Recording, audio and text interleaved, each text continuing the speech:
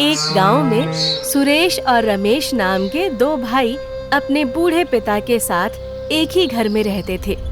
सुरेश व्यवहार में जितना सीधा था, उसका बड़ा भाई रमेश उतना ही चालाक और चतुर। काफी दिनों से उनके पिता की तबीयत खराब चल रही थी। तब से सुरेश और उसकी पत्नी कुसुम ही अपने पिता की देखभाल किया करते थे।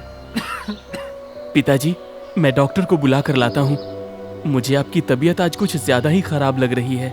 नहीं नहीं बेटा, अब डॉक्टर को बुला कर लाने का कोई फायदा नहीं।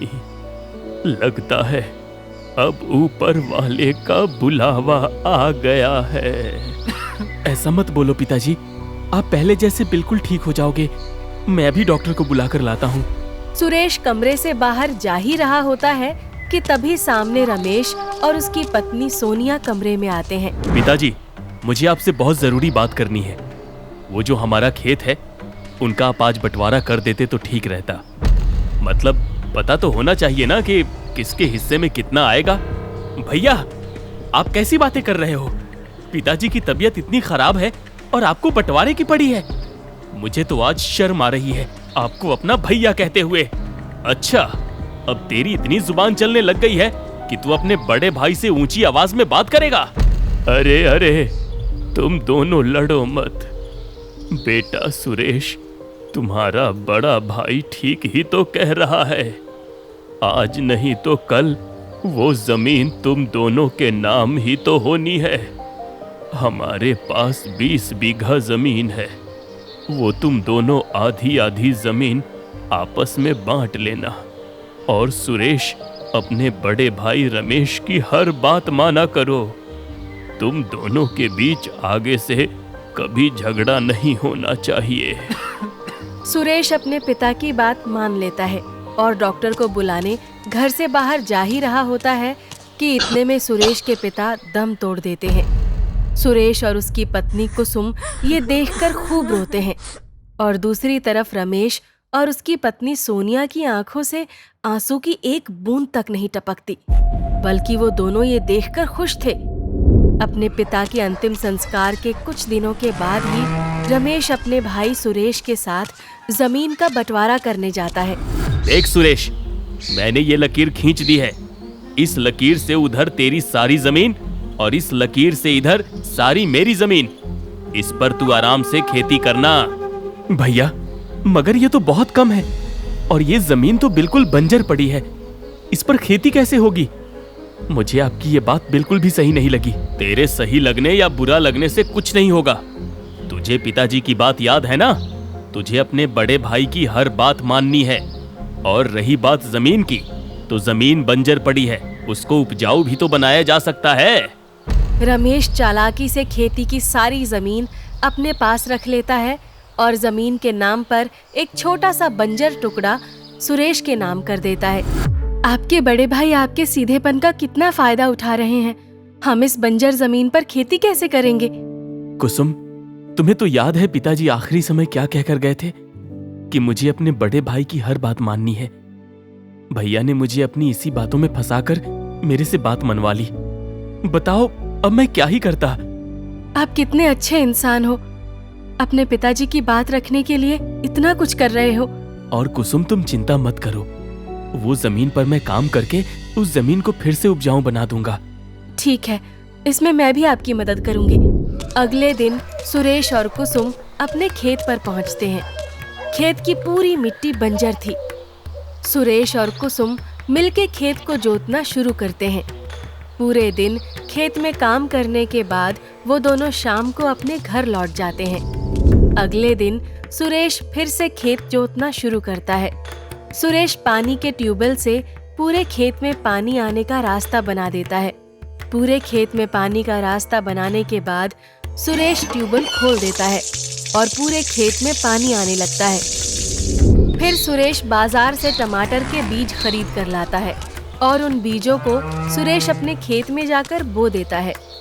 कुछ दिन तक वो फसल उगने का इंतजार करता है, मगर सुरेश ने जैसा सोचा था वैसा बिल्कुल नहीं हुआ। उस जमीन पर टमाटर की फसल उगी ही नहीं। ये देखकर सुरेश बहुत निराश हो गया कि उसकी इतनी मेहनत के बाद भी वो फसल नहीं उगा पाया।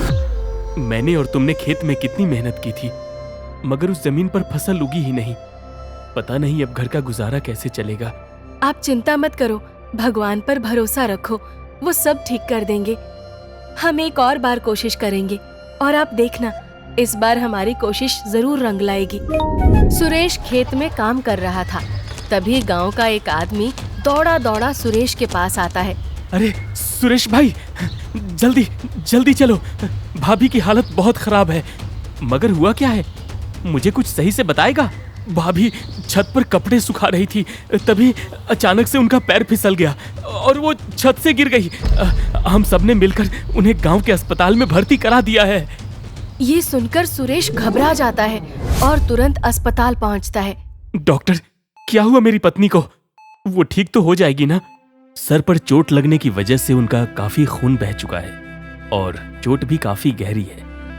उन्हें बस ऑपरेशन से ही बचाया जा सकता है। ऑपरेशन फीस 2 लाख रुपए है। फीस जमा होने के बाद ही हम ऑपरेशन शुरू कर सकते हैं। सुरेश ऑपरेशन की फीस सुन के चौंक जाता है और मन ही मन सोचने के बाद वो डॉक्टर को जवाब देता है। ठीक है डॉक्टर, आप ऑपरेशन शुरू कीजिए। मैं कहीं ना कहीं से पैसों का इंतजाम करता हूँ। सुरेश के पास इतने पैसे नहीं थे कि वो अपनी पत्नी का ऑपरेशन करा सके। सुरेश मदद मांगने अपने बड़े भाई रमेश के पास जाता है और इस बारे में बताता है। तेरी पत्नी बीमार है तो मैं क्या करूं? अच्छा है, एक सदस्य कम हो जाएगा। तू 2 वक्त की रोटी तो आराम से खा पाएगा। ऐसा मत बोलो भैया, वो मेरी पत्नी है। आप बस मुझे 2 लाख रुपए दे दीजिए। मैं आपसे वादा करता हूँ, हर महीने थोड़े थोड़े पैसे करके मैं आपके सारे पैसे लौटा दूंगा। ठीक है, मैं तुझे पैसे दे दूंगा, मगर मेरी एक शर्त है। तुझे ये पैसे 3 महीने के अंदर मुझे लौटाने होंगे। अगर तू ऐसा नहीं कर पाया तो जो जमीन मैंने तुझे दी थी वो जमीन भी मेरे नाम हो जाएगी। सुरेश बिना कुछ सोचे अपने बड़े भाई रमेश की बात मान लेता है। रमेश उसको पैसे दे देता है। सुरेश कुसुम के ऑपरेशन के लिए अस्पताल में वो पैसे जमा करा देता है। कुसुम का ऑपरेशन हो जाता है और कुछ दिन हॉस्पिटल में रहने के बाद कुसुम ठीक हो जाती है।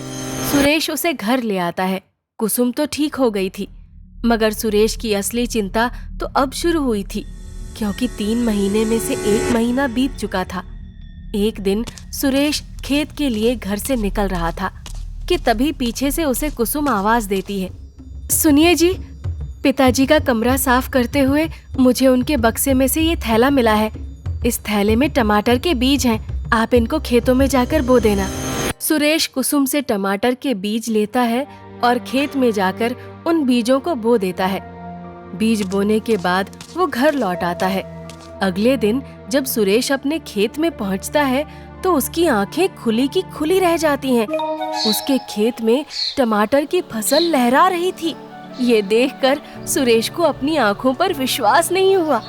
अरे ये क्या, मैं कोई सपना देख रहा हूँ या ये सच है? मैंने कल ही तो बीज बोए थे और आज टमाटर की फसल तैयार भी हो गई। ये तो ऊपर वाले का चमत्कार है। सुरेश सारे टमाटरों को तोड़कर उन्हें मंडी में बेचकर आ जाता है। जो पैसे टमाटर बेचकर मिले थे वो पैसे सुरेश घर जाकर कुसुम को दिखाता है। आपके पास इतने सारे पैसे कहाँ से आए? कुसुम, चमत्कार हो गया, चमत्कार। जो बीज तुमने दिए थे वो कोई आम बीज नहीं थे। मुझे तो लगता है वो कोई जादुई बीज थे। कल मैंने वो बीज बोए थे और आज टमाटर की पूरी फसल तैयार भी हो गई। ये पैसे उन्हीं को बेचकर मिले हैं। देखा, मैं तुम्हें कहती थी ना कि ऊपर वाला हमारी मदद करेगा। ऊपर वाले ने ही चमत्कार के रूप में ये बीज हमारे तक पहुंचाए हैं। सुरेश रोज टमाटर को मंडी में जाकर बेचने लगा और उसके खेत में अगले दिन फिर से टमाटर उग गए। ऐसा करते करते कुछ ही दिनों में सुरेश ने 2 लाख रुपए इकट्ठे कर लिए। उन पैसों को सुरेश अपने भाई रमेश को जाकर लौटा देता है। रमेश को विश्वास ही नहीं हुआ कि सुरेश ने इतनी जल्दी पैसों का इंतजाम कहां से कर लिया। धीरे धीरे सुरेश के घर के हालात सुधरने लगे। सुरेश की पूरे बाजार में चर्चा होने लगी। ये देखकर रमेश सुरेश से जलने लगा। ऐसा कैसे हो रहा है? सुरेश कैसे इतनी जल्दी जल्दी पैसों का इंतजाम कर सकता है? और उसका खेत तो बिल्कुल बंजर पड़ा था। तब से रमेश सुरेश पर रोज नजर रखने लगा। अच्छा, अब समझ आया मुझे सुरेश के पास इतने पैसे कहां से आ रहे हैं। अगर ये फसल ही ना बेचे तो ना रहेगी बीन और ना बजेगी बांसुरी। ये सोचकर रमेश रात को चुपके से सुरेश के खेत में जाकर फसल खराब करने वाला केमिकल पूरे खेत में डाल देता है। बस अब मुझे सुबह का इंतजार करना है। सुबह तक ये केमिकल पूरे खेत को नष्ट कर देगा। कल सुबह सुरेश की शक्ल देखने वाली होगी। सुबह होते ही रमेश ये देखने सुरेश के खेत में जाता है, मगर रमेश खुश होने की बजाय उल्टा रोने लगता है, क्योंकि सुरेश की टमाटर की फसल फिर से लहरा रही थी। उल्टा रमेश के खेत बंजर हो गए। ये देखकर रमेश सर पकड़कर रोने लगता है।